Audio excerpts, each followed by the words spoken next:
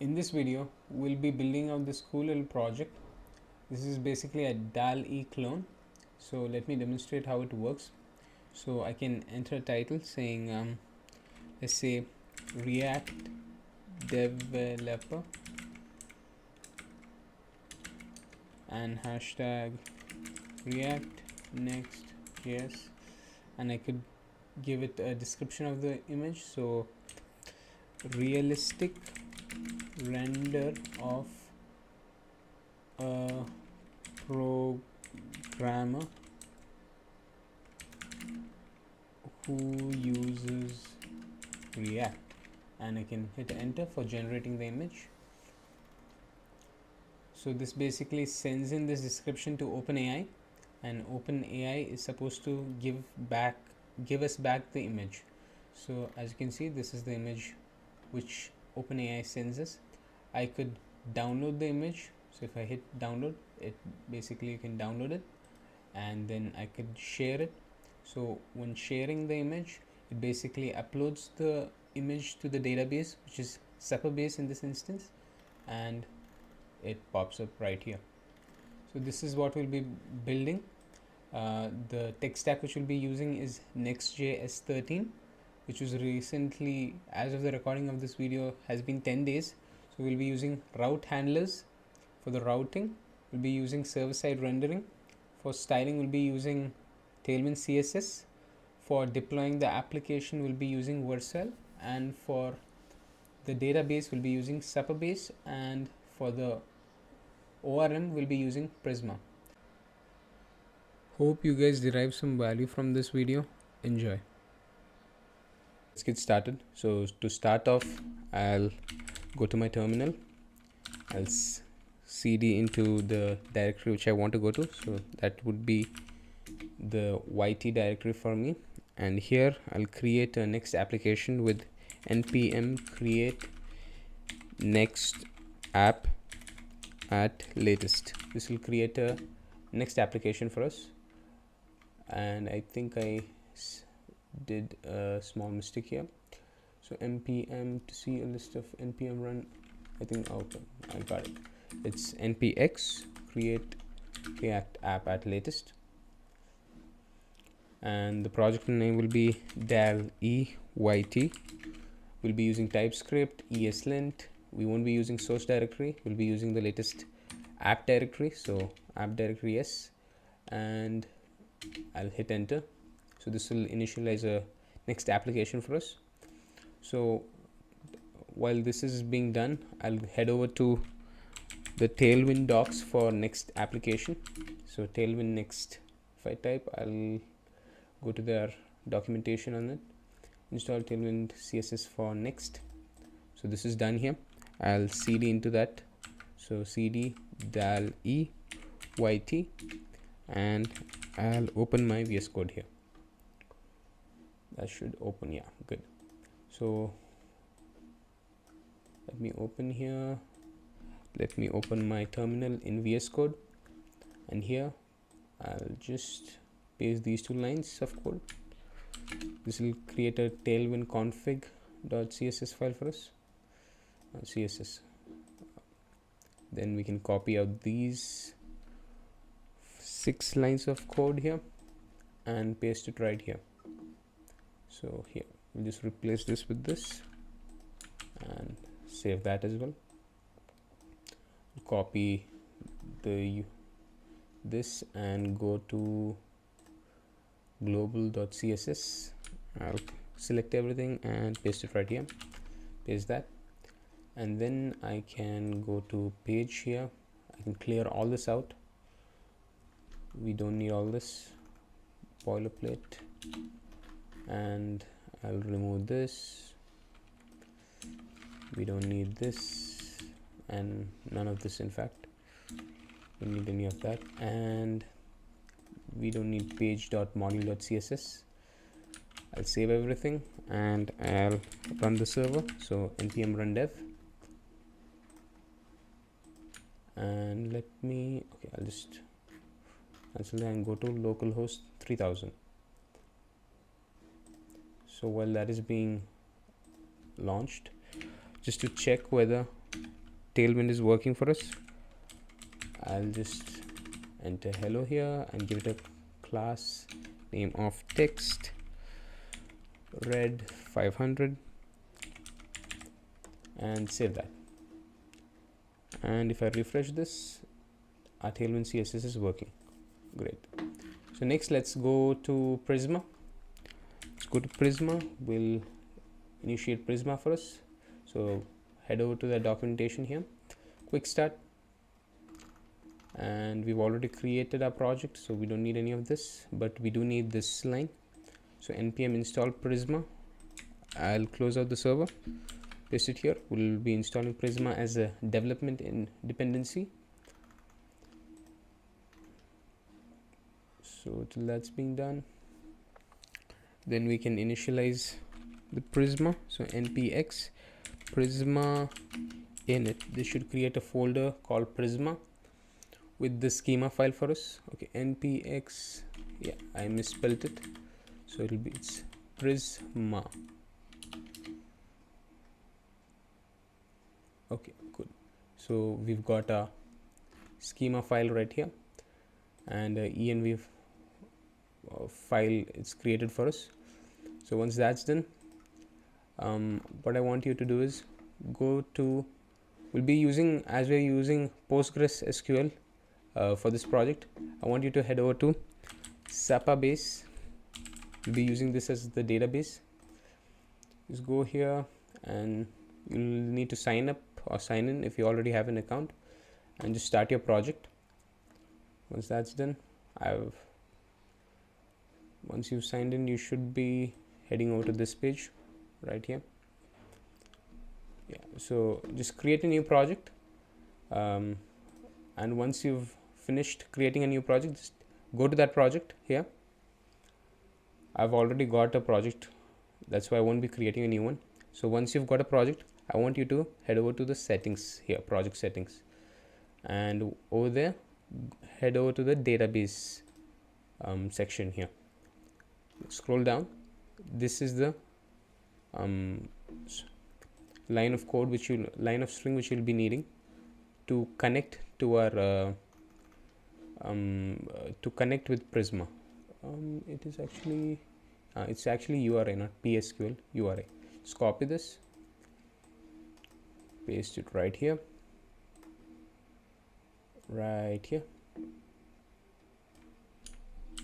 and while creating the project, you'll also be prompted to give in the password. So just type in the password here. So in my case, it is just admin, and I hit save. Next, let us create the schema for our Prisma. So we'll have a model called post, and we'll have a field called id. It'll be an integer, and it'll be id, and by default it will auto increment for us, and it'll have a title, it'll have a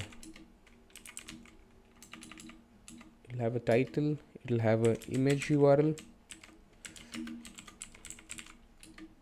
and it'll have a tag, and the last field is created at. It will give us the date and time, and it will give us updated at. So we'll save that, and in order for us to generate this schema for us, you'll have to call npx Prisma db push. So migrate dev would have created a migrations folder for us here, which basically records all the changes being made to our database, but db push, it's used for development purposes, so it doesn't create a migration folder for us.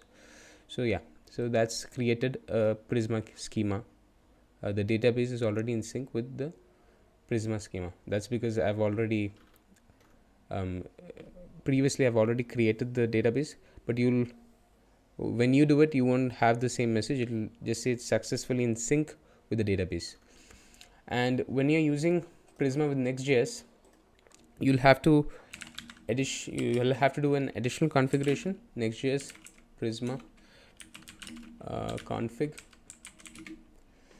Go here, how to build best practices. Yeah, go to this link right here, best practices for initiating Prisma client with Next.js. Just when you scroll down, you'll find this file right here. So just copy that and go to your Prisma folder, new file. I'll just call it Prisma.ts and paste it right here. This basically means that when we're using Next.js, each time we save it, it actually restarts the server. And if you don't give this file, this Prisma client is initiated every time you hit save. But when this file basically tells Next.js that if Prisma client is already initiated, don't create a new one, just use the previous one. That's why we given this file right here. Save that and let's run our server just to see whether everything works properly. Just close all this. We don't need this, and yeah, I think there's no errors. Okay, next what I want you to do is go to OpenAI. Not here, sorry. I'll leave the link to this resource, this link in the description below. Just head over to this. I want you to head over to this page right here. So this page, it's called https://platform.openai.com. I'll leave this link in the description down below. Once you're in this page, once you've signed in or signed up, you'll be redirected to this page. So go here, click on this icon here, go to view API keys, and you'll have to create a new secret key. I'll create mine. I'll delete this after recording, so you might want to put your own API key. I'll copy this and then I go back here, go to env file right here and just create a new variable called OpenAI API key and just paste it there. Save it here. You'll also need another one called next public URL. We'll be using this in place for the URL for our project. So it'll be for us. I'll just copy this. You'll have to change this in the production build. So I'll copy this link right here. I'll remove that slash, save it and close this env file. Okay, and one last settings which you'll have to make is I want you to go to nextconfig.js here and images object, and inside that go to remote patterns and an array, again curly brackets, go to protocols and type in HTTPS and host name ***. So this configuration basically allows us to have images come from any hosts, regardless whether we mention their domains in this nextconfig.js. So if you didn't put this configuration in, you'll have to each time say the images comes from Google, you'll have to mention the images are allowed to come from Google. So this configuration says that basically allow any host to send in the images. So once that's done, just terminate your server and restart it again, because whenever you make changes to nextconfig.js, you'll have to restart your server. I'll close in all the editors and I'll go to HTTP. Okay, I'll close in this and hit refresh. Am I getting any errors? Console, no errors. So with this, we've successfully done all the initial configuration for our Next.js project. Next, let us start with the build portion of our application. So I'll go to page here, and I'll remove this hello, and here I'll have actually I'll go to the app folder right here, and in this root I'll create a new folder called components. So let's start off small and then we'll build up to more complex subjects. So to start off, we'll create the header for this project. So under components, create a new file called header.tsx and RAFC. I hit tab, I save everything, I save this as well, and that extension which you just saw was called React Redux dot, yeah, this one right here. This basically allows you to get those snippets which I just used. And for Prisma, if you're using Prisma in your file, for that highlighting Prisma, I'm using this extension right here. This gives us that highlight for that file. Yeah, so that's the extension which I'm using. Okay, so once you've created your header component, what I want you to do is go to layout, and this is where our application starts off. This is like the root of it. So I'll change something. So I'll change the name of the title. For that, you can change the metadata here. So dal e, and for the description, I'll just give us something like dal e built with Next.js, Prisma, and Tailwind CSS. Okay. So right here under body, I'll bring in the headers which we just created, header. So this will allow us to have the header in all the pages regardless of the page you are in. So this header will have two pages in this project. One is this home page, and the other one will be a share page. So this header will be in both the pages if you bring it in the layout file. Okay, so now let's start by creating the header. So I'll change the div to header for SEO, search engine optimization, and here we'll have a div, and under the div we'll have a we'll have a logo here, and then let's create a link. That logo will have we'll actually create a div here, and in the div I'll have images. Image, and I'll import the image.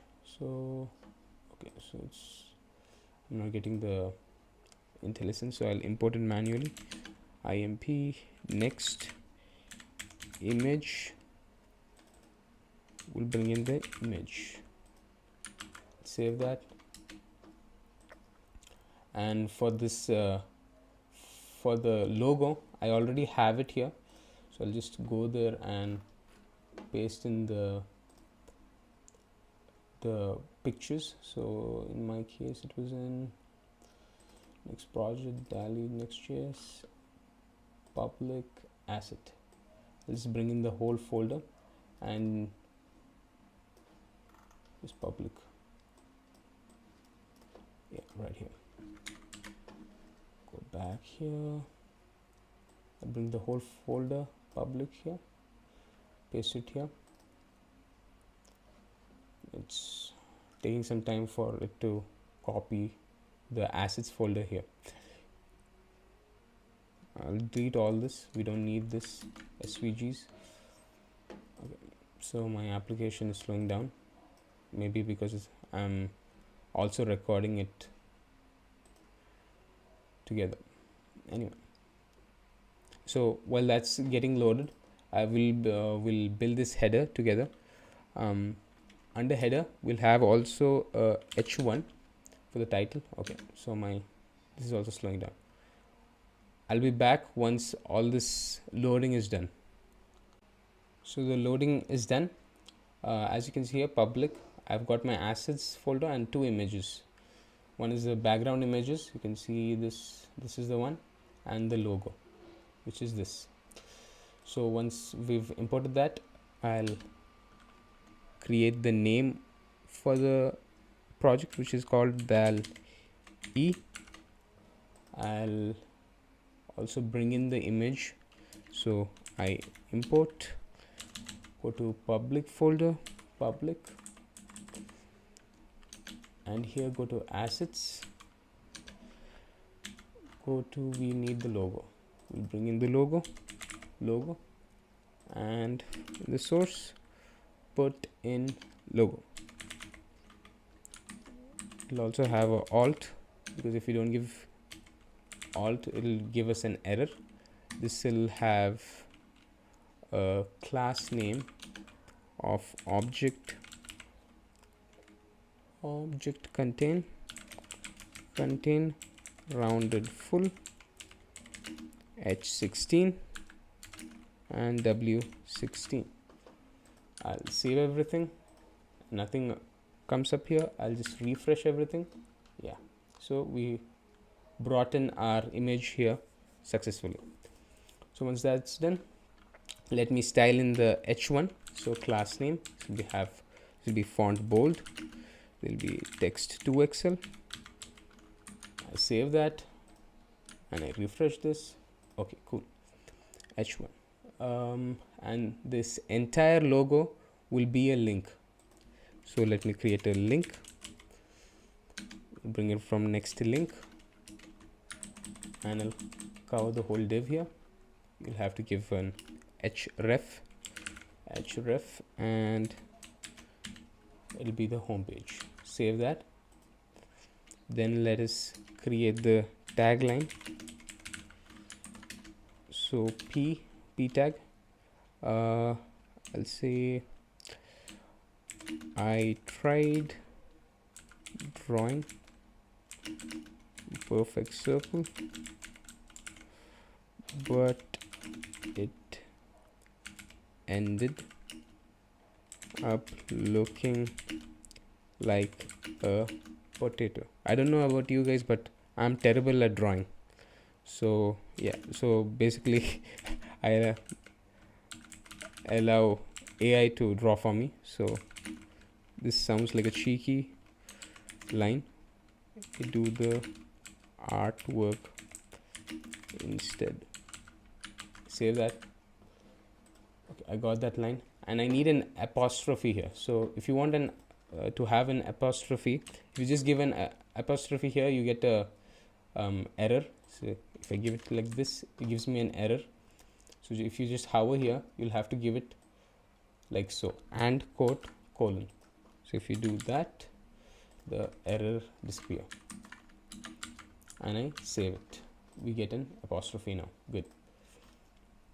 Next, under P, I want you to, we'll have another link, which will basically say gallery, and it'll go to the share page. Paste in everything. Okay, cool. Now let's start styling.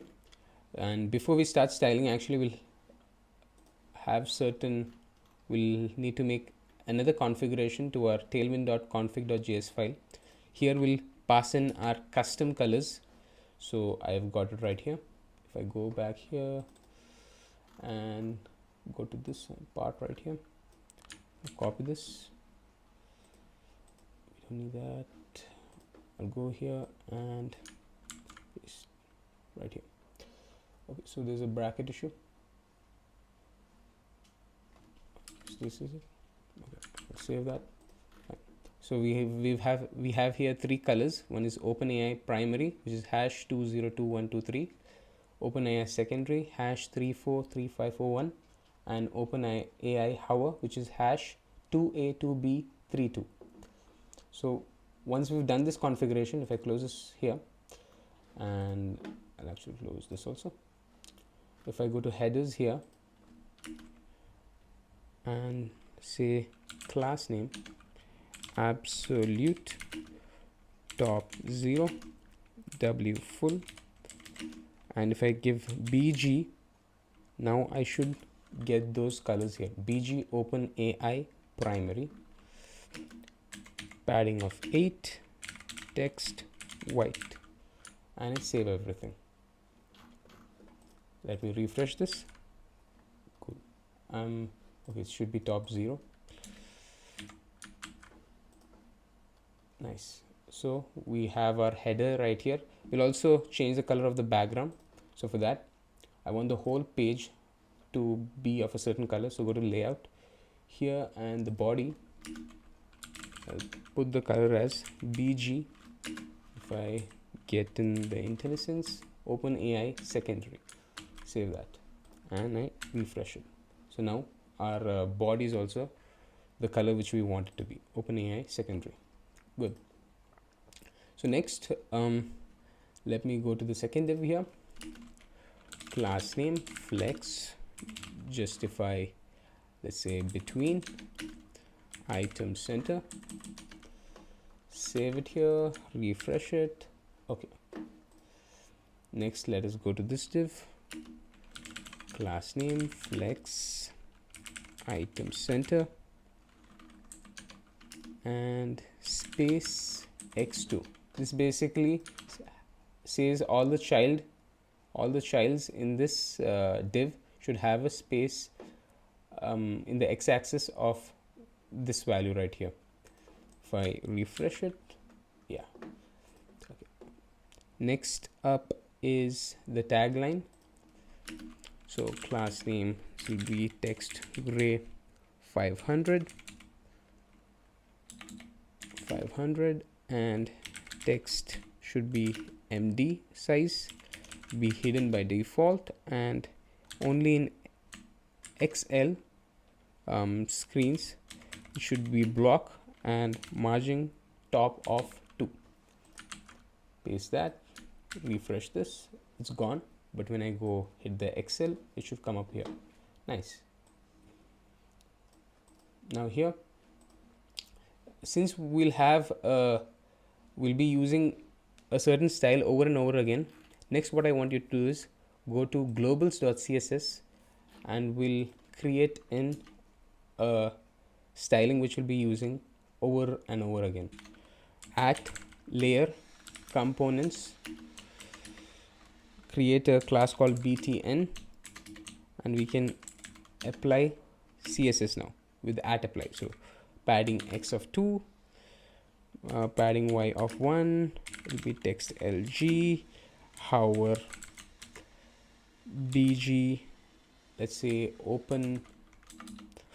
OpenAI hover, rounded lg, will have a border of 0.5 pixels, and border white, transition colors,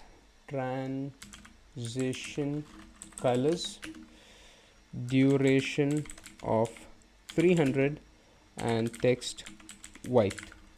Save that. We'll have another class actually, btn. The other one is called input. We can apply CSS with at apply, flex 1.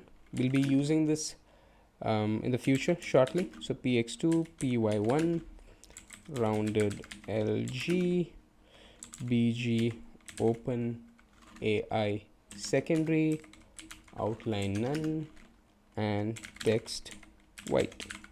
Save everything here. I'll go back to headers, and here I'll give a class name of btn, and if I refresh that, the styling has been applied here. So with that, we've completed our header for this project. Next up, we'll create the input panel.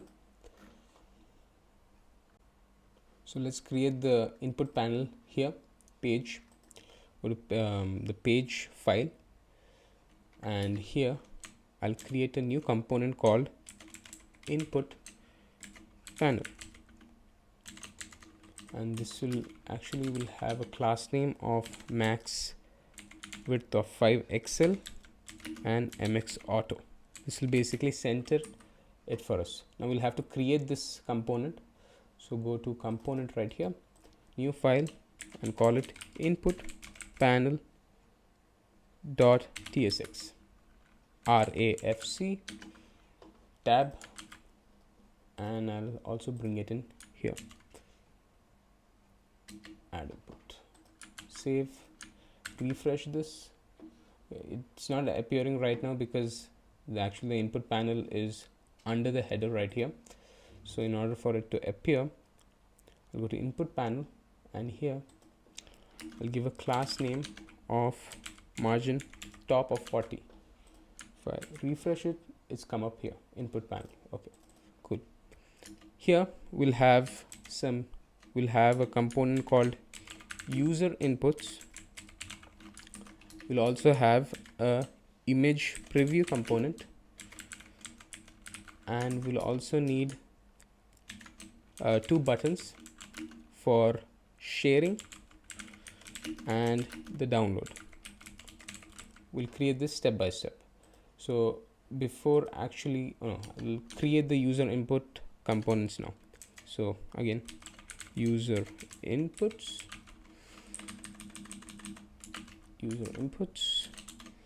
I'll create that component, userInputs.tsx, and this capital I'll change to S, RAFC, tab, save it, and I'll bring it here. I'll save that.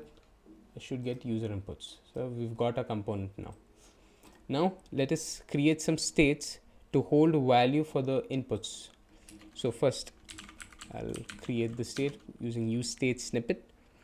I'll call it user inputs, and it'll have an object, it'll have a title. Okay, that title will be an empty string at the start, tag empty string, and description, which will also be an empty string. We'll also bring in useState, so I'll import that, user inputs, great. So we'll have another state called loading. State is loading, set is loading, it will be false by default. UseState, I'm getting some errors here. Okay, so when you're using Next.js 13, by default all the files components are server side. So in order to make that client side, at the top we'll have to mention it as use client. So whenever you're using states, you'll have to mention that it's a client component. Refresh it, no error. Now let us bring in these values in the user inputs. Here we'll also have another function called handleSubmit. This will be of type HTML form. No, I'll leave it as any for now, and I'll delete that. So now let us push these states and function to this component right here. So now handleSubmit will be handleSubmit, and we'll have user inputs, which will be user inputs, and then we'll have set user inputs, which will be set user inputs, and lastly is loading.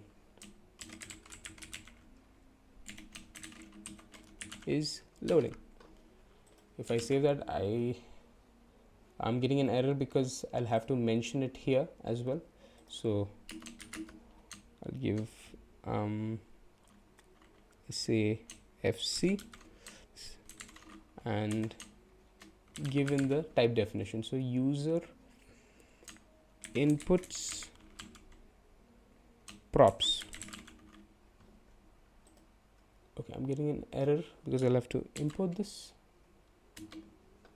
and this user input props is the typings. Where's my typings folder? Okay, I've not created the type definition, so let us create a file called typeings.d.ts.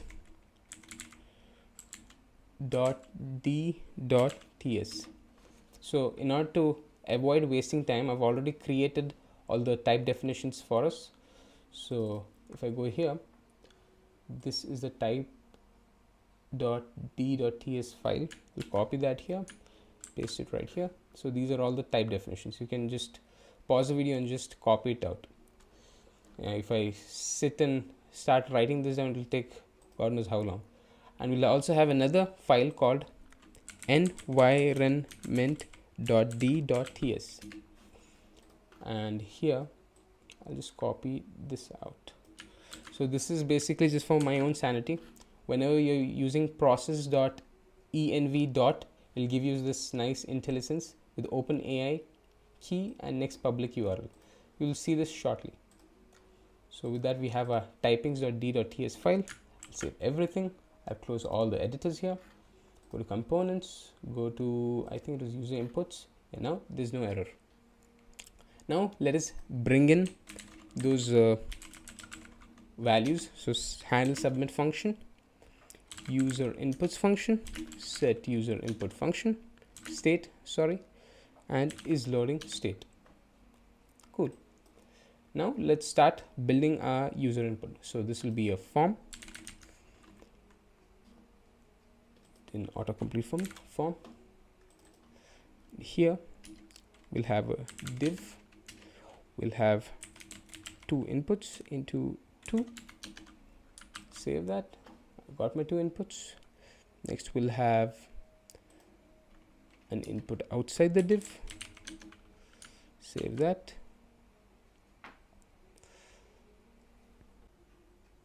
And lastly, we'll have a button. So button class name, I'll style it later on, and say if it's is loading, if loading is true, it'll have a text of called generating, and if it's false, it'll be generate. Save that, refresh it. As you can see, there's not much styling going on right now. We'll style it next. So now I'll give a class name of bg OpenAI primary, padding of 6, flex call,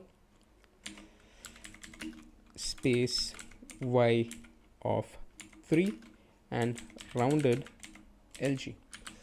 Paste, refresh it. We got our nice background now. Next is the div.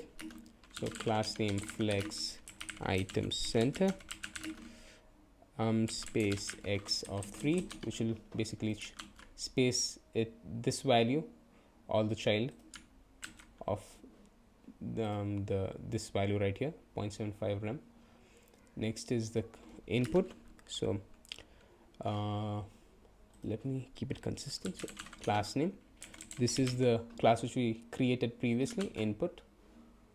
We have the styling here. I'll actually minimize it so that you can see it better. Cool.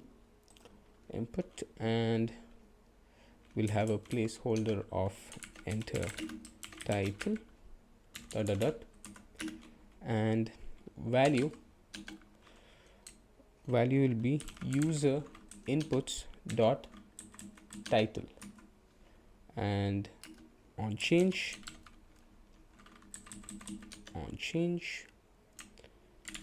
event set user inputs to, will spread the user inputs first, and then we can assign the tag of e.target.value. some people actually like giving like creating a state for each of the inputs, but I find it easier to maintain when all of the states are in, like all the values are in one value. That's why I'm doing it like so. You could also create a state for title, for tag, for description, but for me personally I like it doing this way so that it's more cleaner. That's why all the states are in one state.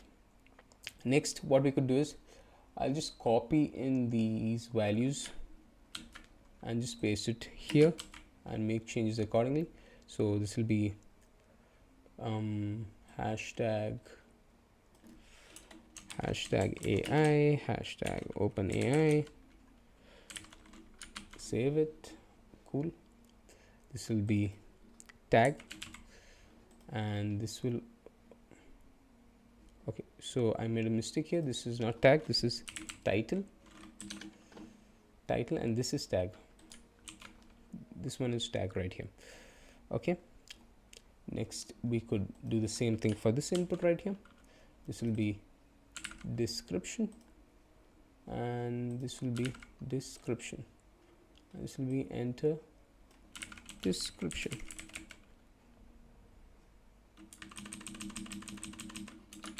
Save that, refresh it. Placeholder doesn't seem to be working. Okay, cool. Next is the button.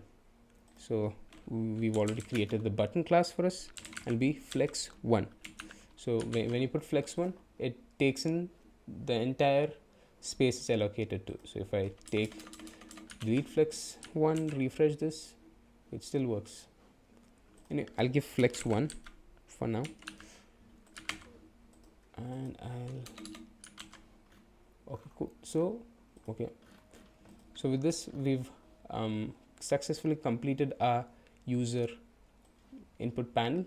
Okay, so there is a slight mistake somewhere which I've made. Let me just check that. If I go back to input panel, div empty, if I go to page max, yeah, right here, because it's not right now, it's not centering because I've given it as max 2, it's max w5xl. If I refresh this, now it should center properly. Good, nice. Let me refresh this. Okay, I've also made another mistake here. There's a comma appearing here, so let's fix that as well. I probably did it here, yeah. Okay, so with that we fixed all the small bugs which I created, sorry. Next, let me see, let's go to pages for our input panel. Next we can create the image previews section of our project. So we could just delete this, create a component called image preview. Create this component called image preview. So go to components, image preview.tsx, rafc again. Save that, go to input panel. I'll bring in this by importing it. Okay, so my VS Code, okay, good, it's working properly. Save everything, and this image URL actually will have to give it some things, which is basically image URL. We'll have to create a state for this now, image URL, and is loading state is loading. So whenever you're creating a state which has boolean, it's better to call it is loading. That is kind of a standard. We'll also create a state for holding the image URL. So image URL, this will basically initially have like empty string. This state basically holds the image URL which will be sent by our API route handler. From here it will be sent here. We'll do that later. Go to image preview, and here we'll have to pass in the props, no, the type definition. So fc, oops, it's this right here, image preview props, and I'll have to bring in the fc as well.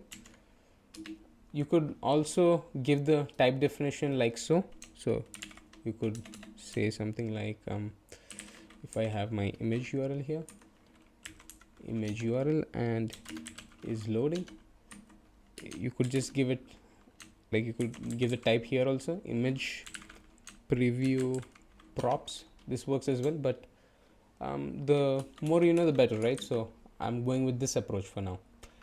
I'll collapse the sidebar. The div, now let's start constructing this. So div will have another div, and in this we'll have another div. We'll have a image. The source will be coming from, we'll have this one. If I go to public, it's my public, yeah, here, this is the image which we want, yeah, this one. So we'll bring in that. So imp dot public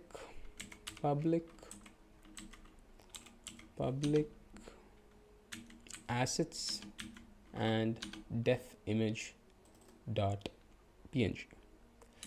I don't know why I named it that way, but I did. Preview. Sometimes there's so much naming going on that you start you don't know what to name things anymore.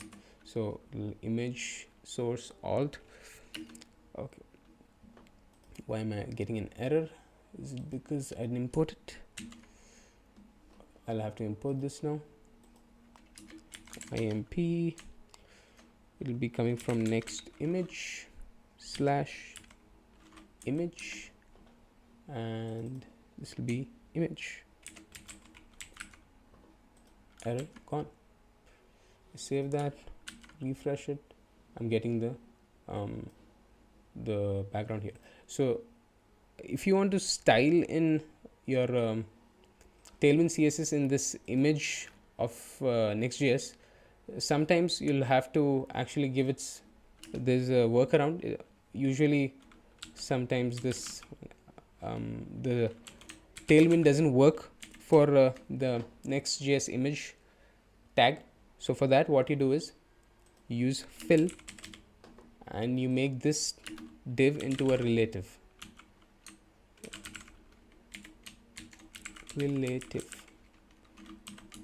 Save that.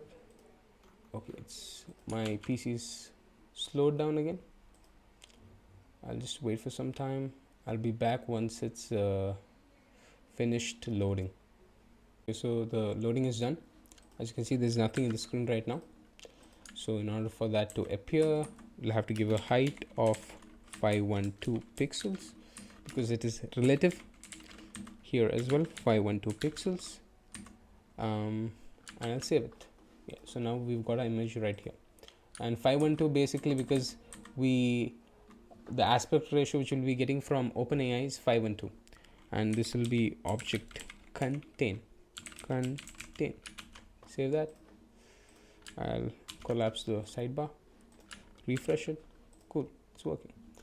Now we'll also do a certain thing here, which is basically image URL. Only if this is empty, I want you to render this, the preview, else I want you to render something else. So that is basically what we'll be doing next, and this is giving me error because there's no question mark here. Okay, div. So basically if this, I'll copy in this and paste it right here.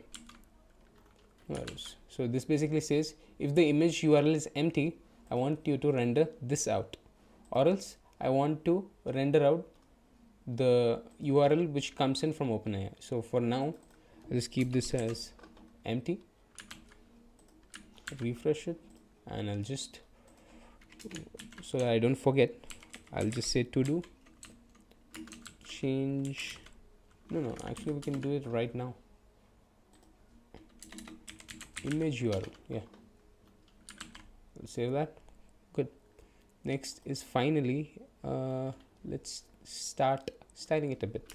So class name empty4, save it. The div under will be relative.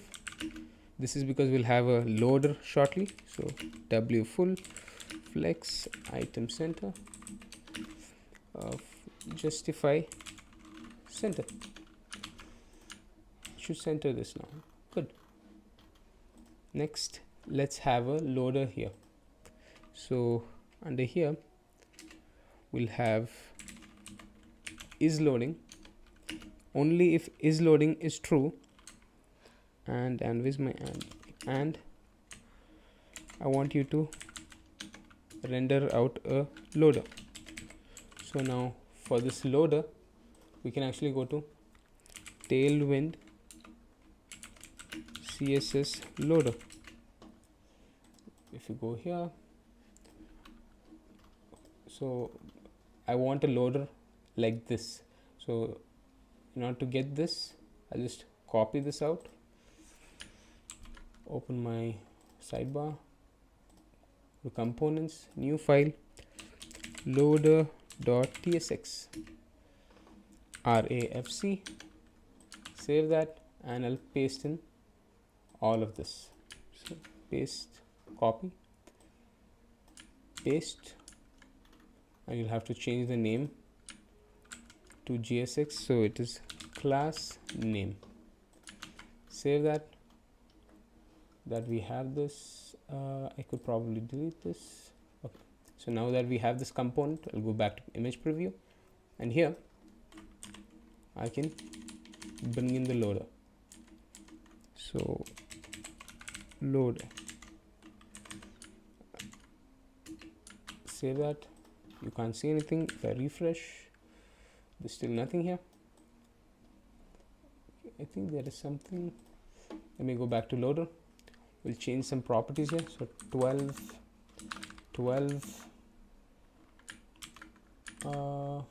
what else? Loading, that's fine. We could text gray loading dark. Okay, because I'm using dark mode, it is using the dark text gray 600. I'll just remove this out. Fill blue, still nothing.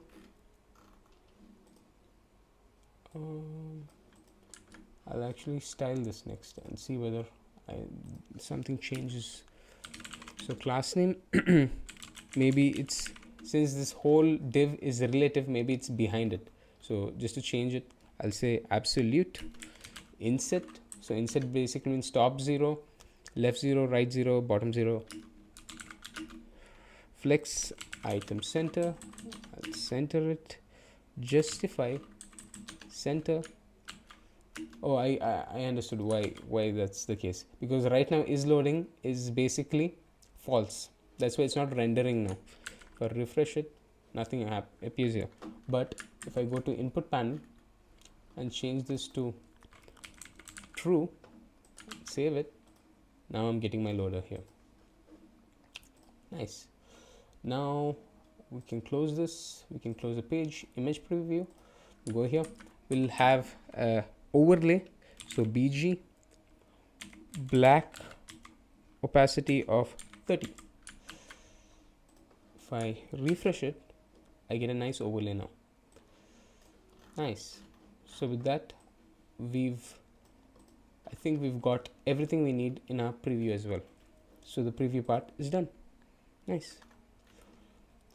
Now I think this will be the final part for our home page. So we go to input panel. I've got my user inputs. Yeah, this is the final thing which we need. So now we can start building our buttons, which is the share and download button. I'll get rid of this loader for now. So we can put as false. Should get rid of it. Cool. Now I'll just delete this, and again, so if image URL is not empty, I want you to, okay, it's not actually, if this is false, I want you to render something out. So and we'll have a div, we'll have a button, and this button will be dependent on isLoading. So if isLoading is true, it will be called sharing. Okay, this is not colon, it's a question mark. Whenever I'm recording, I tend to make a lot of errors. Share. Okay, that's one. I'll make this to true so that you can see what comes up here. So if I refresh this, I should be getting a button now. Okay, this is not actually, I'm sorry, this is false, but I'll change the image URL to something which is not empty. So ASDF, for example. Let's see what the error is. If okay, for now, fine. I'll go to Google. Need to give a proper image. So AI generated image 512 something cool. I want something cool. Give me this. This looks nice. Copy image link. I'll paste it right here. Save it. And yeah, comes up here. Good. And we have our button here. Because if you remember, we configured saying that the host name is star. Basically, any host can we can use the images of any host. But if you wouldn't have done this, you would have explicitly mentioned the domain of the link from where it is coming from. Okay, cool. We have our button here. Now we can start styling it. So I'll give a class name of btn. Save it. Okay, and I can give a flex of 1, and if it's disabled, I'll give a cursor not allowed.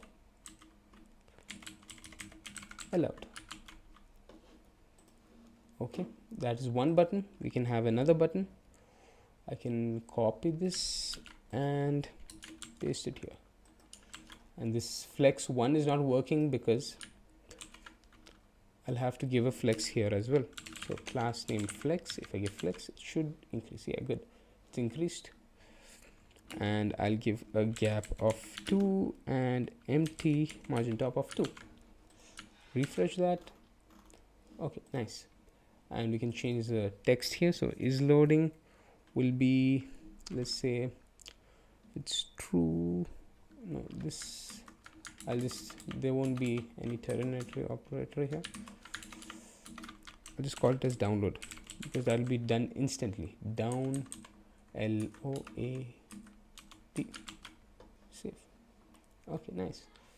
Now here we'll say it should be disabled if image URL is empty. Same goes here. Do the same thing here. Image URL is empty, and we'll also have another function, another parameter here, which is on click. So on click handle share image. We'll have to create this. I have 2 brackets here, and here on click handle download image. Now let us create these 2 functions. So nfn for the snippet, handle share image. We don't need anything here. We don't need anything here. Okay, I think I misspelled it, which is very common. I'll copy this again and I'll call it handle download image. Okay, So with that, I think our UI for our application is done. Now let's start by giving it some functionality. So to start off, I'll give a functionality for downloading the image. So it's not working now. So for that, we'll have to install a package called npmi file saver. Go here, go to the first link, copy this and create a new instance of the terminal, paste it here, and if you scroll down, okay, they don't have any documentation. Go to GitHub repository here. Okay, nice. Right, yeah, this one. So is it done? Good, it's done. We can actually copy this out. I'll copy this for saving URLs and go handle download image here and paste it right here, and I will import this. Again, it's taking some time. Import, no code. Okay, I'll have to manually import it. So it will come from file saver. File saver is giving me an error now because of TypeScript. I'll have to install the type definitions for it. Maybe that's the reason why it was not giving me that import statement here. So hopefully that gets rid of the errors. Okay, fine. Okay, so this basically takes in two parameters. One is the image URL. So in our case, it's saved in here. We give image URL, and this is the name for which the image URL should be saved as. I'll just give as image URL. If I save that, as of now, this is the image URL. So now let's test it out. I'll refresh it just in case and hit download. That basically allows us to download it now. Nice. Now, next let us let's see now. Let's now configure our OpenAI route. Finally, right? Okay.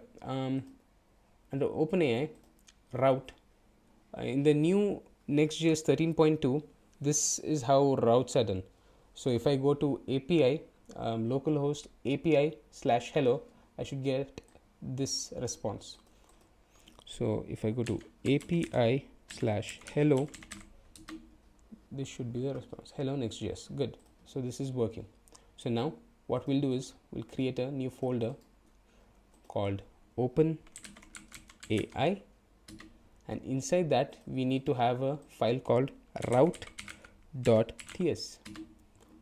If I copy this hello and paste it here, and I say hello from, instead of Next.js, from OpenAI API, and if I go here and change it to OpenAI, I'm in that route right now. Okay, so now let's start building this route. So I'll delete this API for now. Hello, we don't need it. Okay, I'll close in all the editor. Okay. So by default, it's a get response. So what we could do is now we could create, if I go to localhost 3000, let's create a API folder for getting in the information. So let's start by installing the dependency which we need. So npmi OpenAI. Go here. We'll have to install this OpenAI and paste it right here. If I scroll down, it gives us this information how to install it. So for now, let's start by creating this route. So import, let's say from OpenAI, I want configuration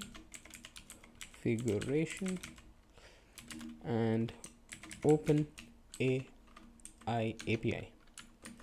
Once that's done, I could probably just copy this out. OpenAI configuration. I'll paste in here, and if you remember, we created a environment.d.ts file here. So if I give now dot, I get all that nice IntelliSense. OpenAI underscore API doc underscore key. Okay, nice. Next, what we want to do is, let's create a we'll copy this out, and let's create a post request. So instead of get, it'll be post request.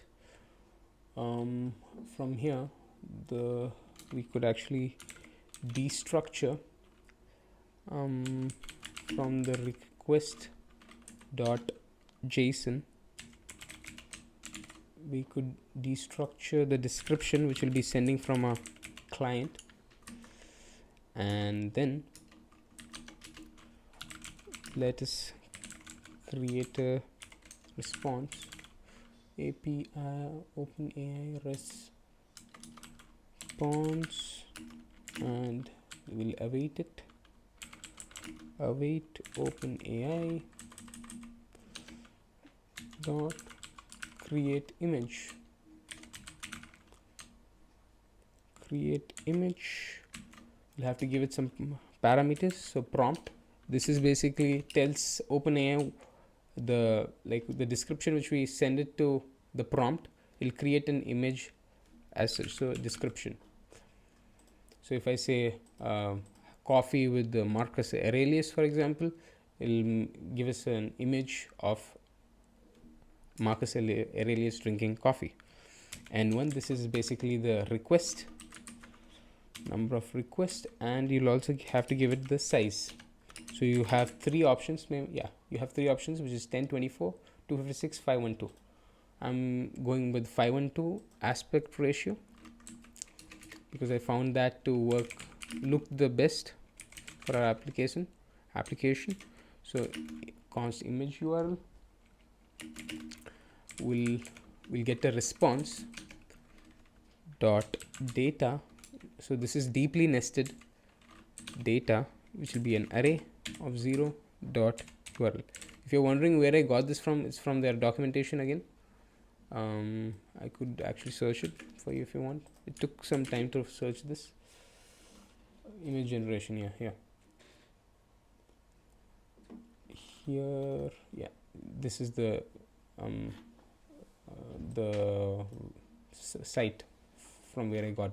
So as you can see, it has prompt n and the size and image URL. You get the URL basically from this. It's the nested URL. It's under date. It's a response data, and it's an array. And inside the array, the first value, we take the URL out. Cool. Okay. Next, we'll have to send this back to the client. So return Next.js. Next response dot JSON. You have to give it an object image URL, and let's give a status also of 200. And if you are using JavaScript, it's different, and for TypeScript it's different as of recording of this video. If I go back to Next.js beta docs, it's mentioned in their documentation here. I'll show it to you because if you're using JavaScript, it will be helpful for you. So if I go to data fetching, defining routes, where is it? Fetching, sync await.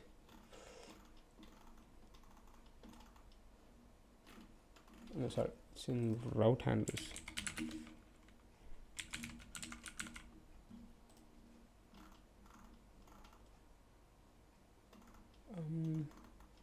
If I scroll down,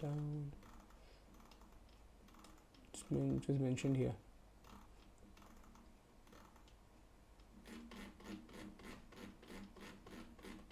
Just a moment. Route.ts, next response. Yeah, here. TypeScript warning. See, it's mentioned here that when you're using TypeScript, you have to give it as next response.json Otherwise you have to use it as response.json. It's under route handlers, static route handlers here. Okay, nice. So that's done. We could actually check whether this works, but I don't want just for checking purposes, what I could do is just comment this out for now and send the image URL saying it's working, because I don't want to exhaust the open. You get $18 when you sign in. I've already used some of it. I don't want to exhaust it. I just want to check whether this works, this endpoint works. So for that we are doing this. So we could also console log out the description. No, we don't need that actually. Okay, cool. I could just use a network tab in this here. Let's go back to page input panel, and under input panel it should be in ImagePreview handleSubmit here, right here.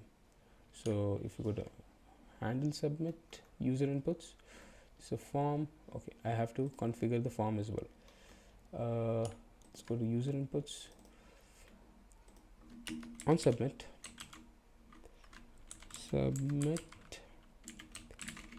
we give handleSubmit,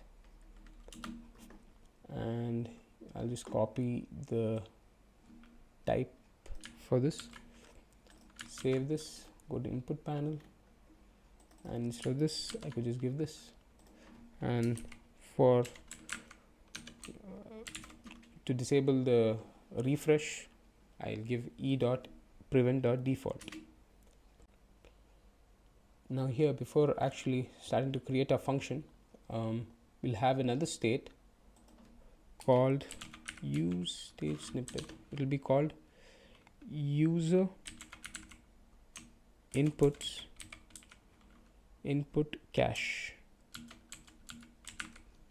This is basically to copy these values. Okay. This is basically once we submit, once we hit generate, we want to clear out this placeholder just for UX purposes. But before clearing out, I want it to be saved in the user input cache. So this state will have all the values of user inputs. You'll see this shortly.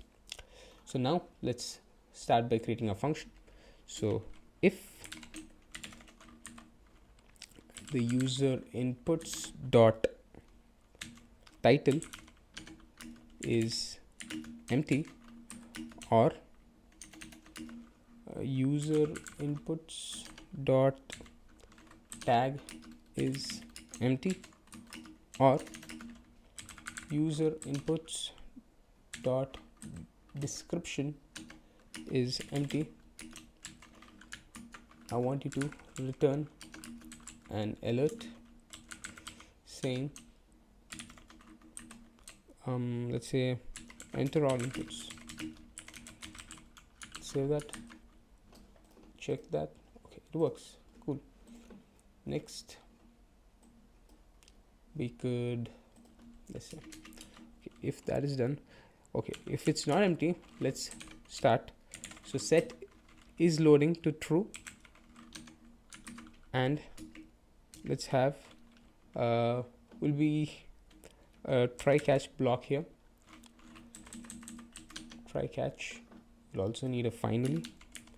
So whatever happens, set is loading to false, whether it fails or the message whether it fails or succeeds.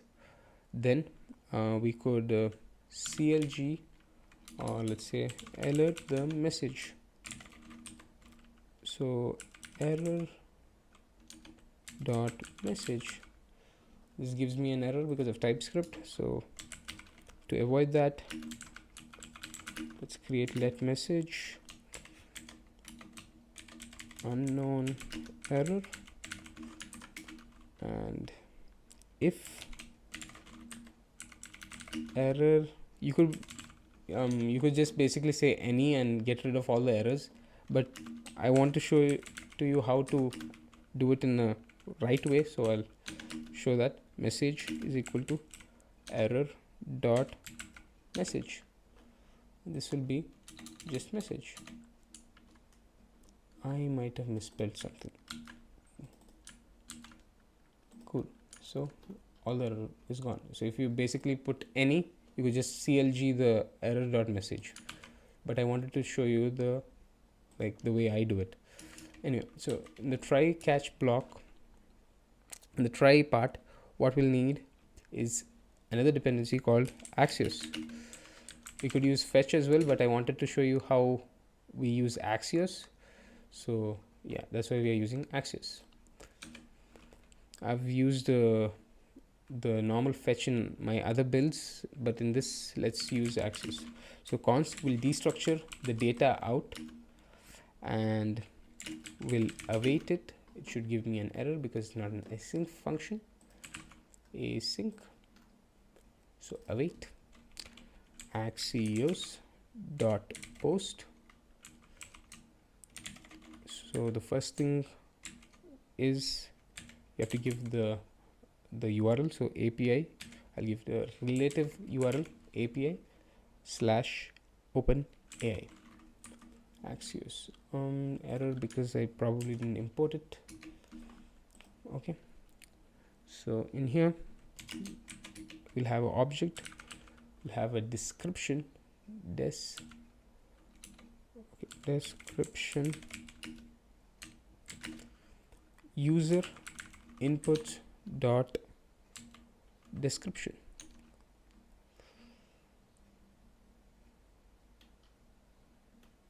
But what we'll be doing here, this won't be user inputs dot description.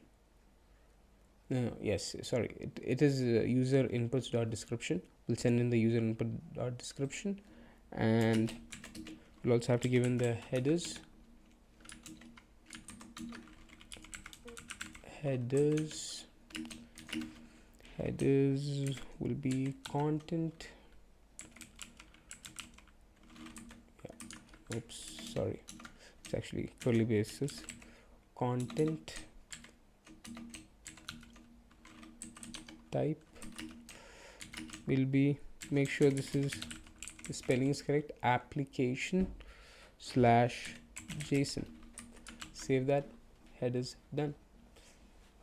And next we'll set the image URL to data, which is basically this. We'll take in image URL. We'll get data and image URL from there. And lastly, what we'll do is set input cache to the values of input cache. Input, where is it? User inputs, and set user inputs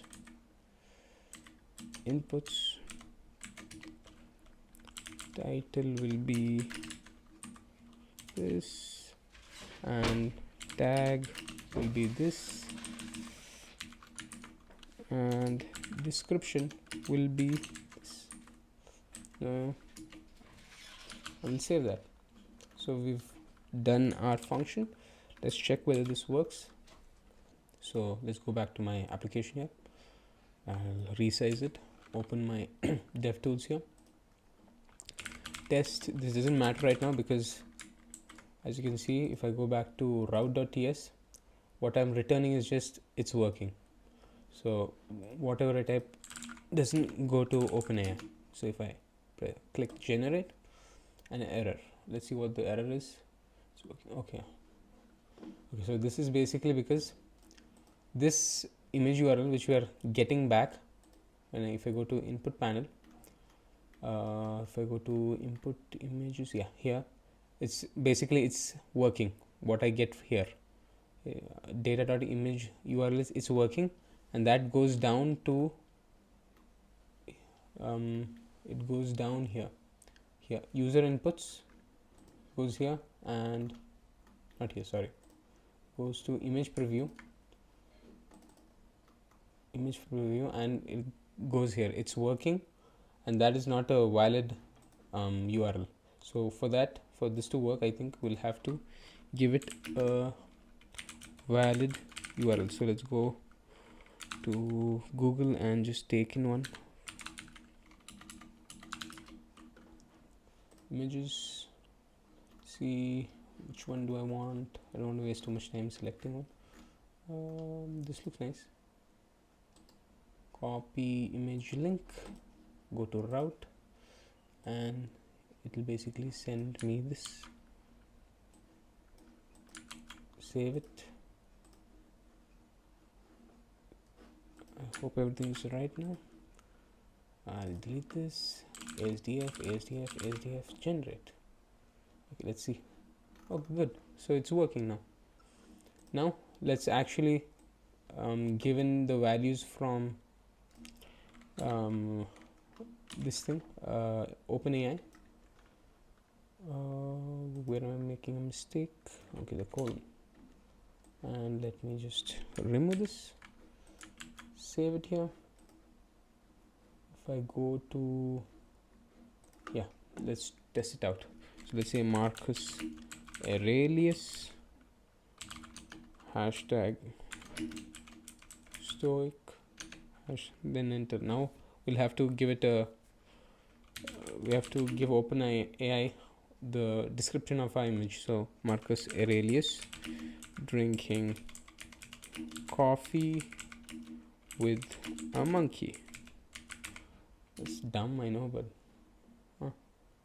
let's see what it comes up with. It's making all the requests for us, and let's see, it didn't change. Okay, yeah, okay, yeah, it's working. Never mind.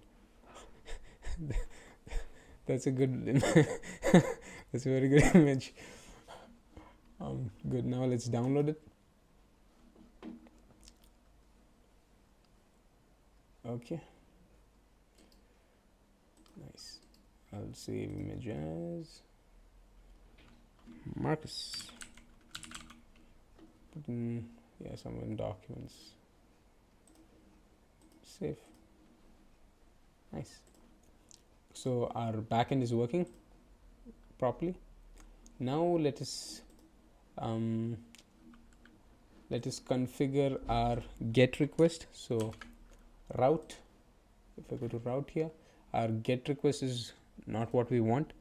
So here we'll be using Prisma. So post await Prisma, which will be coming from our Prisma file here under folder Prisma dot post dot find many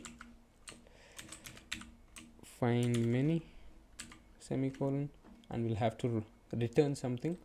So I could return basically next response, okay, spelling mistake, next response dot JSON.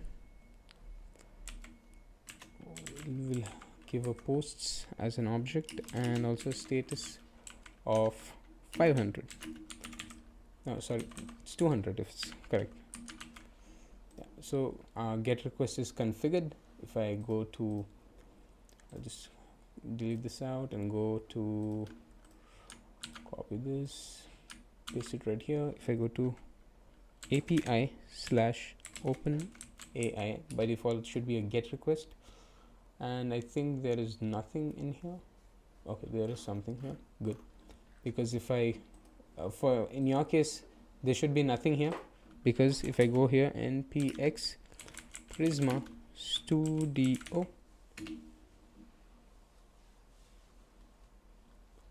yours might be empty because you've not added in any files, and data into the database. So for you to add the database, go and launch npx Prisma Studio.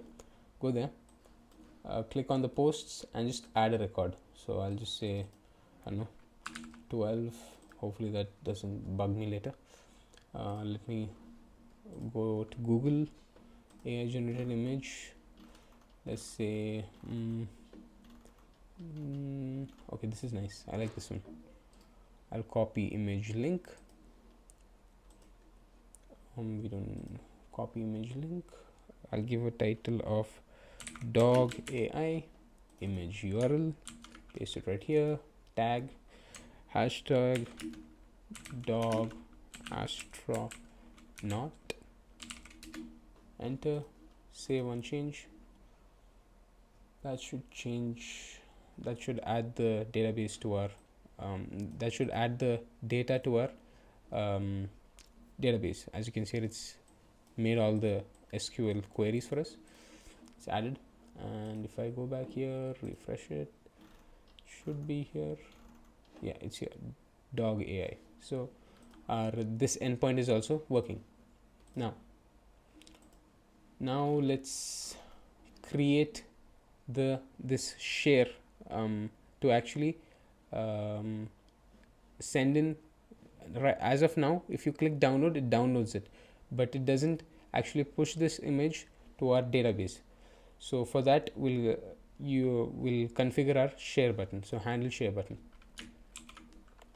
So in order to do that, we'll have to configure a route for it. So again, go to app API, and under API folder, create a new folder called let's say share post, and inside here we'll create a new route .ts. Yeah, so now we could just copy in this from our OpenAI route and go here and just paste it right here, and we'll have to make some changes now.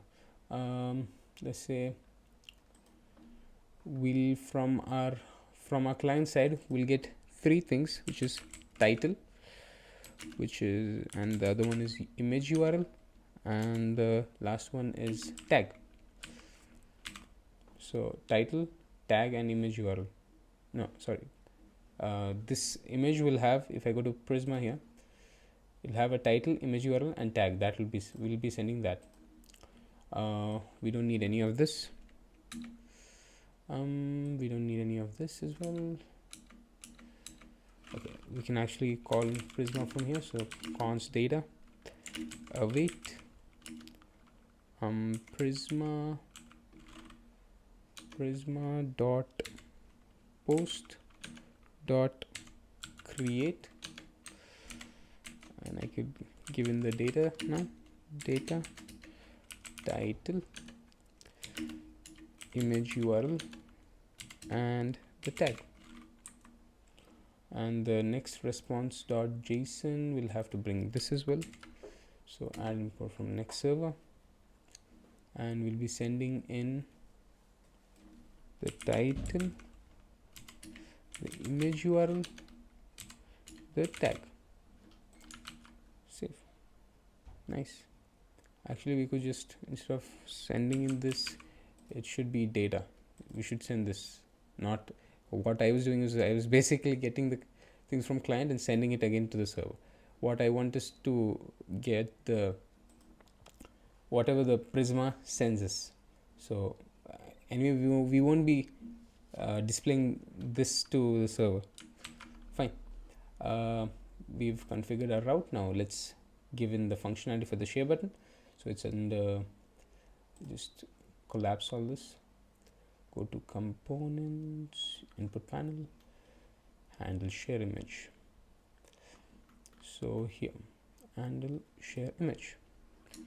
Okay, so starting, what we want to do is make it an async function, and set is loading to true. Then now we'll have a try catch block here. Also need a finally, so whatever happens, this block should execute. So set is loading to false, f false. Let's say const data await axios dot post. We could actually copy this because it's almost the same. I'll just copy in this, and paste it right here. Change it accordingly. So instead of API, it will be share post, and what we'll be sending is the title. Sometimes this autocomplete doesn't work. Okay, title user input cache dot title. Now, if you might be wondering why it's user input cache and not user input, because once we hit generate, all the user inputs are cleared off, but before actually clearing it, we set the cache to these values. So now I'll actually show it to you so that it makes more sense. What I can do is comment this out and just console log set user input cache, and I don't want to send the image here, so what I could do is I'll just comment this out as well. So there's no request being sent to OpenAI. Okay, this is just for demonstration purposes. You don't have to do this. Open it. Oops. Okay, I'll go to console, asdf. I hit generate. Okay. We'll get an error obviously because leave it. I hit nothing will happen here, but if I hit download, sorry, what am I doing? If I hit, I'll refresh it again. I have to change this, I think. Okay, yeah. There's some things which I forgot to change. So this image URL by default it will be empty. We don't want this to come up here. Nice. So now, as there is, okay, I'll actually no worries. Let it send a request. Fine, that's fine. Okay. There's nothing here. The button doesn't show up because the image URL is empty. I'll say I need another one, so I'll say monkey driving hashtag, I don't know, YOLO. Give me a realistic render of an monkey drinking Pepsi while driving. I hit generate. I'll open my DevTools. Sometimes it takes some time for OpenAI to send in the request, so let's wait for some time.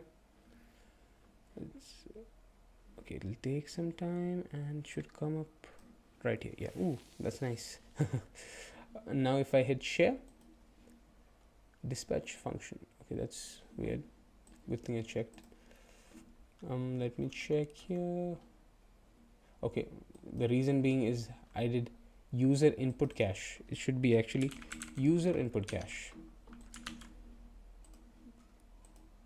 Yeah, so now we get in the values which was previously typed by us in the user input cache.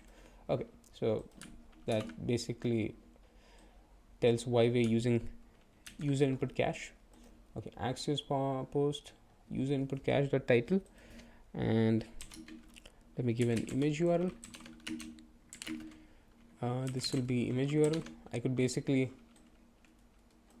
this works as well in ES6, but just for aesthetic purposes I'll leave it at that. So tag user input cache dot tag. So we are sending in the data. If there's an error, I can copy in the same thing, alert a message here. Finally set is loading, and we could push the user router dot push to a page which we haven't created yet, share, and this will be actually router. This is giving me an error because I haven't brought it here yet, so I think it's called, I actually forgot what it's called. Router Next.js 13. This was use navigation. I'll try to use navigation. Const router is equal to use navigation, if I'm correct. Add missing, no, I think it was supposed to be called useRouter. Kind of forgot what it was called. Okay, it's called useRouter, not use navigation. useRouter.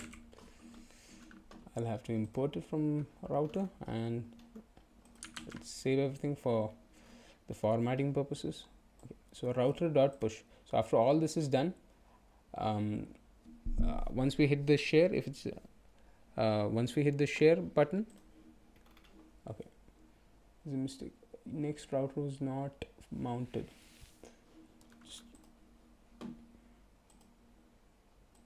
Let's see what the error was.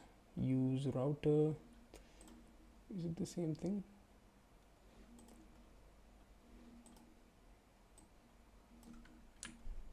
Copy this, paste this right here.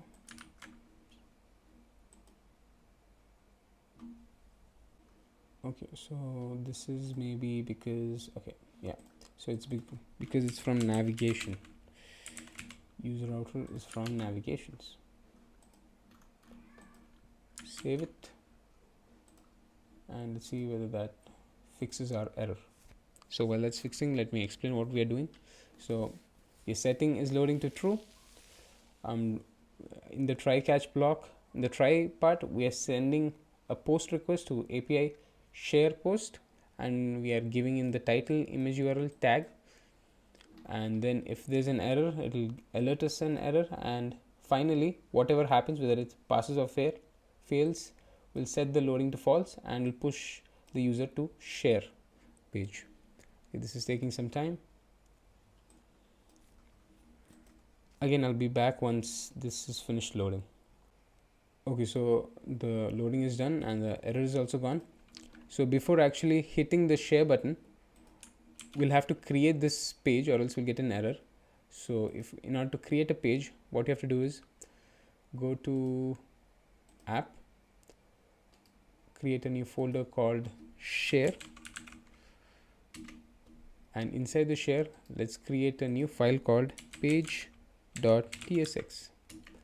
and we'll say RAFCE this time, because if you have to export it by default or else it'll give you an error, and we'll call it share.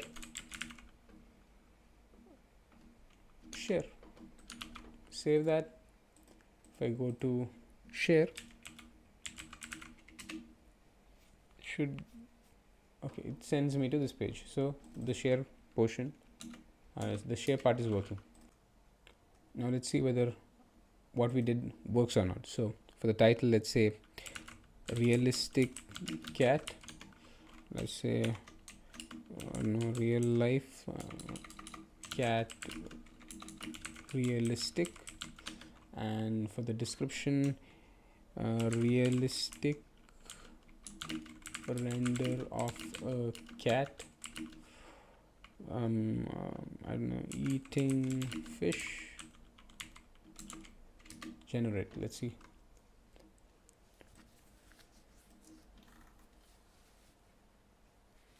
Okay, I think we'll get an image, take some time. Okay, nice. That's not realistic, but okay. So we got our image. I'll hit share. We are getting the loading and it sends us to this page. Good. And I think, yeah, we've inserted the data as well to so let's just check whether our the data which we sent works or not. So let me go here, is this, and instead of this, let me go to API OpenAI realistic cat. We've successfully sent the data to the backend. If you remember, this route basically OpenAI /get gets all the data from the database. So now let's create the share page. Okay, cool.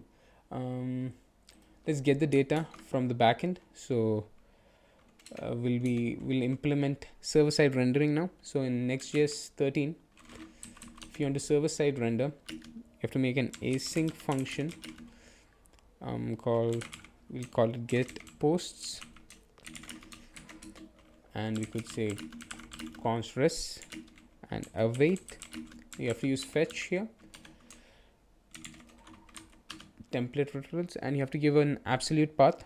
So here dollar, let's say process dot env dot next public URL. If you remember, this is localhost 3000, and when you actually deploy this application, vercel will replace this with its own URL, so you don't have to bother about that.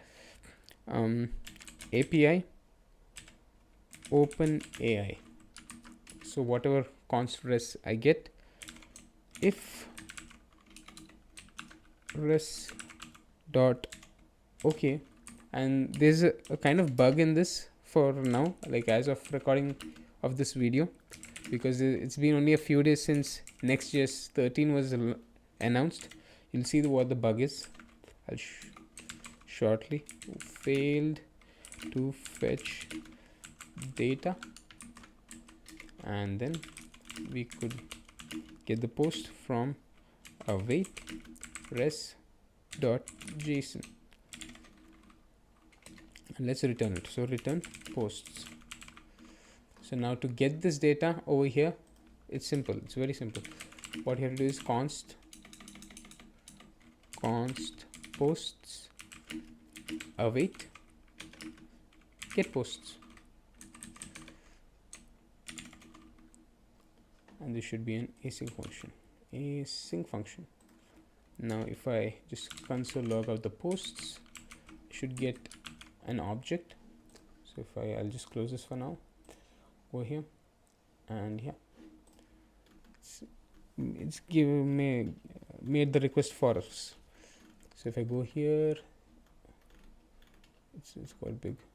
See, so we have a posts, we have an object, and inside that object we have a post which gives us an array of posts. So in order to get just the posts, I'll actually destructure the posts. Now if I save it again, now I get in all the data which I want. So basically the bug is sometimes when you send the data from here, you share the image, it goes to Prisma, and the data is basically stored in the database. But when you go to the gallery, you don't get all of the data. So in order to avoid that, instead of making this thing request to the backend, what I found worked was go to just make the query to the backend from here itself. Prisma dot post dot find many, and this time posts won't be in an object, just the posts. If I save this, I get basically the same thing. But let me show you what, like once we render out these data over here, you'll see what the mistake is, or what the problem is. Sorry. So for now I'll destructure posts. Now let's start building out a share page. This will be a class name. We'll have max w of 5 XL and MX auto. We'll have to render a component out here, so let's call it gallery, and we'll send in some posts called posts. Nice. Okay, so now it's giving me an error. I'll close all of this, go here, new file, gallery.tsx, rafc, save it, and import this here. Okay, now let's start building out our gallery component. So for start off, I'll give it the FC functional React component, give the type as well. So it's gallery props, and if you want to see it, it's this one, gallery props. It's a post which has an array of posts. Then we'll get a posts. Now we could start building it. So this will be, let's say it's a section, and if I save it, you won't see anything because it's behind the header. So let's give a class name empty 40. It should come here. We got the gallery here, and centering also perfectly. So we got the gallery. Now we'll have a h1 saying community showcase,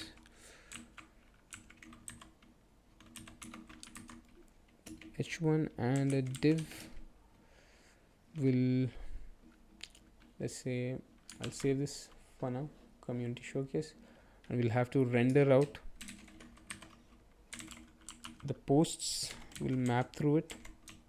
We'll get the individual post,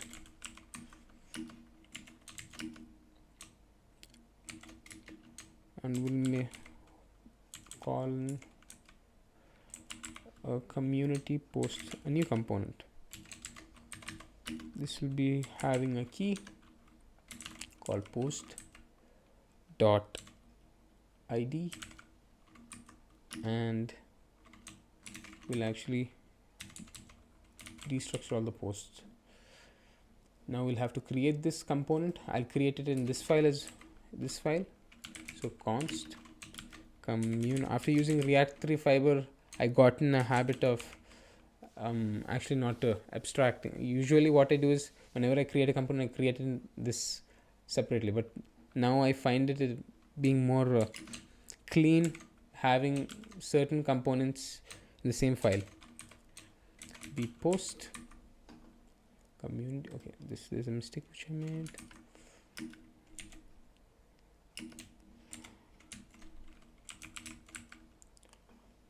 Okay, this is because I have to import it from community post. Okay, nice. Title, it will have an image URL, it will have a tag. If I render it out, the error should have gone away. Const community post, what is error? Okay, yeah. So return, let's say article, and this I probably did some spelling mistakes. Actually, this is the right spelling. Yeah, cool. Let's have a div here. We'll have a image from next image, close it. Source will be image URL. Still getting an error because we didn't provide an alt. We'll say title, and it will be fill. Again, the fill is because of Tailwind. Usually when you have a image coming from a URL, you cannot use Tailwind on it. So by using fill and giving the upper div a relative, you can style it according using Tailwind. So h1 512 px w auto rounded lg. Class name is object contain. Save it, refresh it.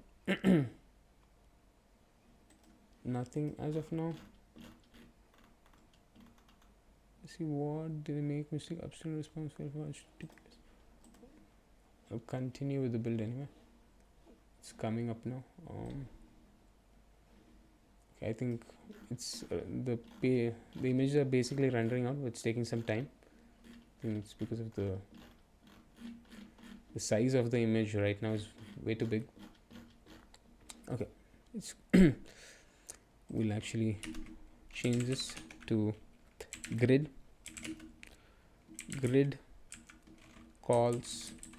So we'll have a column of 1, but in a medium size screen we'll have grid calls of 2 with a gap of 2. I'll refresh it again. Okay, now it's coming. There's something here. Okay. Go to image. We'll have a div here. Actually, this is a relative one. We'll have a div here. No, let's have a h1 here, and let's just say title. Save it. It's the title now. Title here. Nice. Let's have a p of tag. Okay, fine. We got a tag here. Now let's see. Class name text yellow of 500 empty2. If I refresh it in Next.js 12, the previous version, the hot refresh is working, but I think in Next.js 13 till now it's not sorted out the problem, the fast refresh. Okay, so that's done. h1. Oh, okay, this is actually the styling of this one. I want the tag to be this color. The title will be text 2xl text white uppercase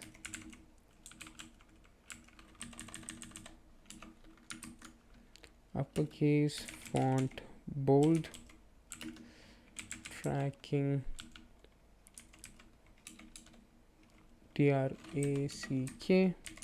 This is basically size, the width of the letters. So if I give a tracking of widest, the sizing between this increases. So if I refresh this, it increases. Nice. So that's done. Then in small screens, empty of 2. Okay, so and lastly we'll have a button for downloading it. We'll say download,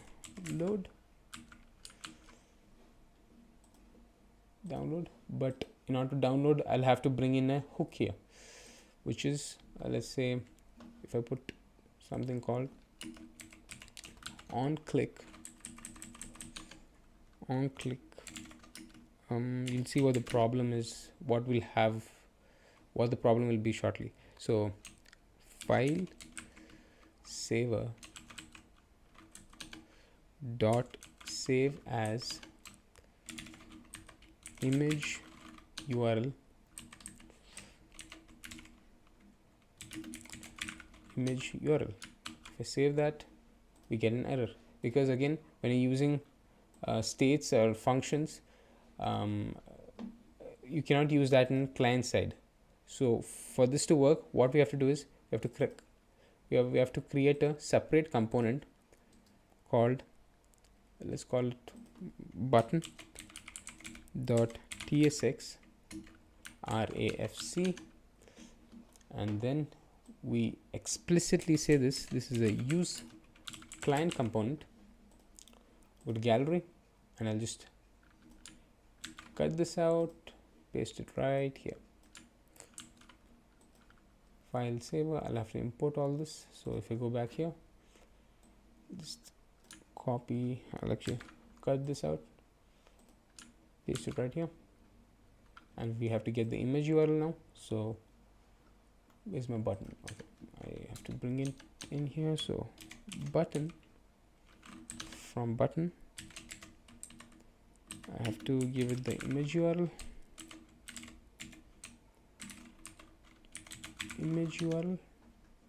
and here I have to also mention what the type of image URL is. So it's mentioned here, image URL is of type string. Save everything, close all my editors,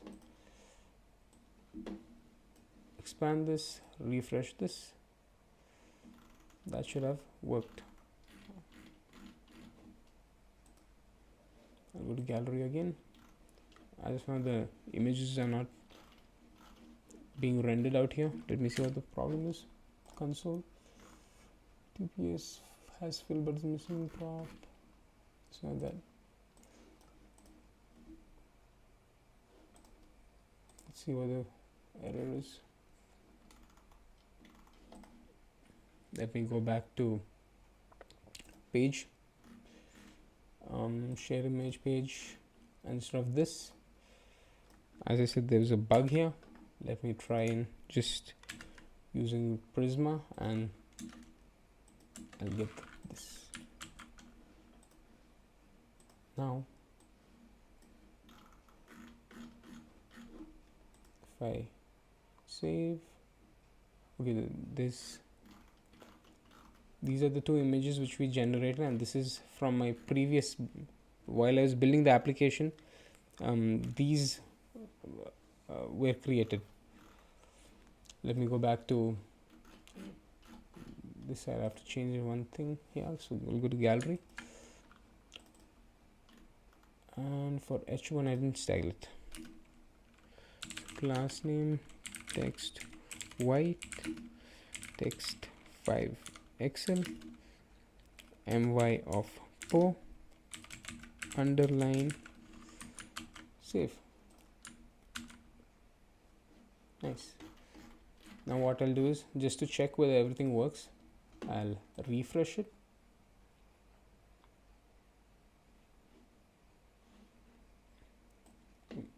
These are recently one. I'll delete out everything. There's no data anymore here. So here there should not be any data. We go back here, check API OpenAI. There's nothing here, and let me make a new image. So let's say DAL-E, hashtag DAL-E, oops, hit enter by mistake. Give me a realistic render of DAL-E as a robot. Hit generate. Again, it will take some time, probably because my network is bad.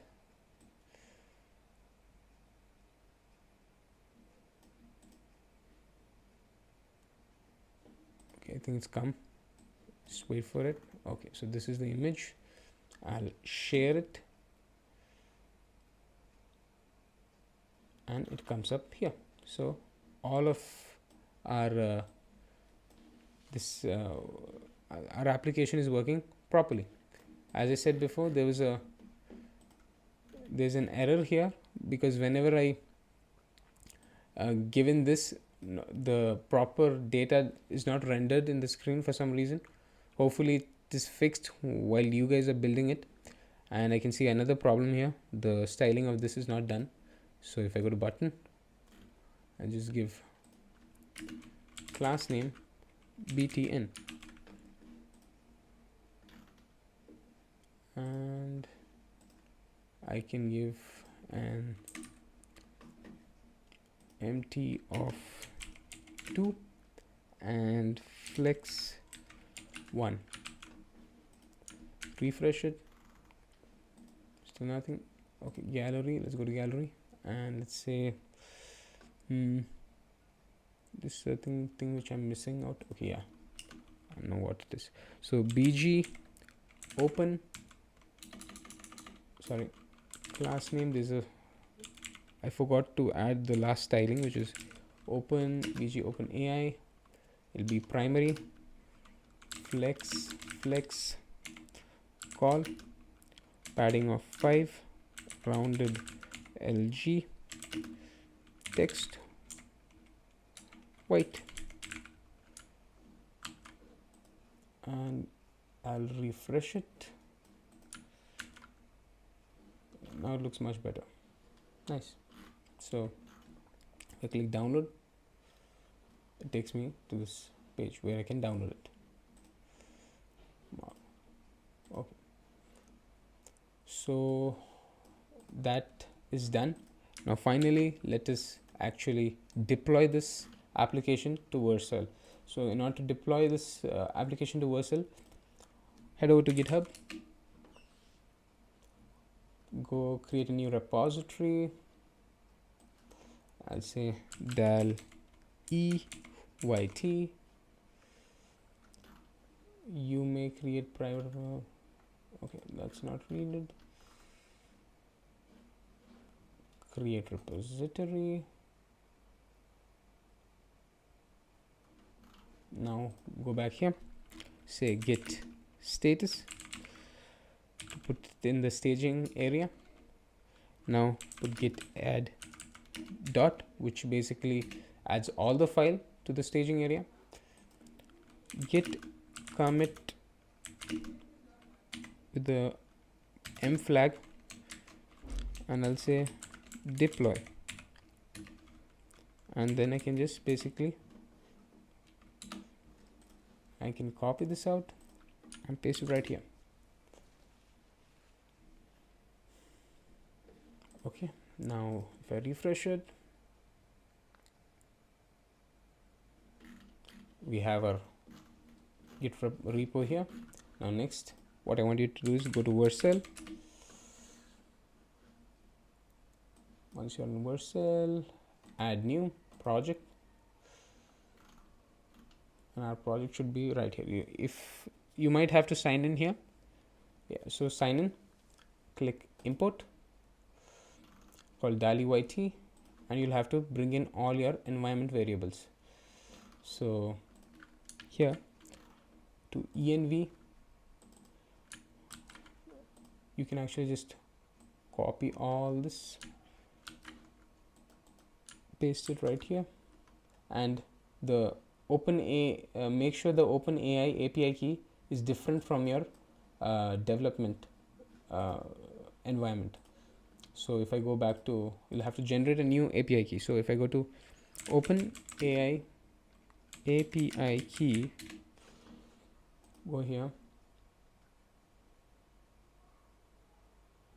you'll have to create a new secret key, copy this, go to vercel, and just paste it here, and this will be Open API key, paste it here, add, and you can deploy it.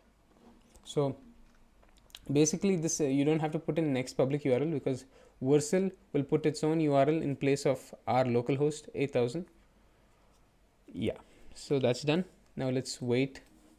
Expect there to be errors, because usually it takes me, I think, 2 to 3 pushes to actually fix all the errors. Sometimes because we've applied ESLint, we get an it makes sure everything is right before actually deploying it. Let's see, fingers crossed. So yeah, so basically it's deployed, there was no errors. We can go to continue to dashboard, we can go to this site. Now let's try whether things work. Vercel hashtag vercel AI realistic render of vercel platform as an AI. That's very obscure, but whatever. Let's see what OpenAI gives us. Okay, so this is basically what we got. I can download it, cool, and I can also share it. Again, this might not work because the server side render doesn't work as of the recording of this video. If I actually refresh it, nothing pops up here. But to check whether it's whether that picture was uploaded to the database, we can go to API/OpenAI, which will give us all the data which was sent. This is, as you can see here, vercel. It's being pushed to the database successfully, but there's a bug here, and that's why it's not showing up here. So that's it. Hopefully you derived some value from this video. Thanks for watching.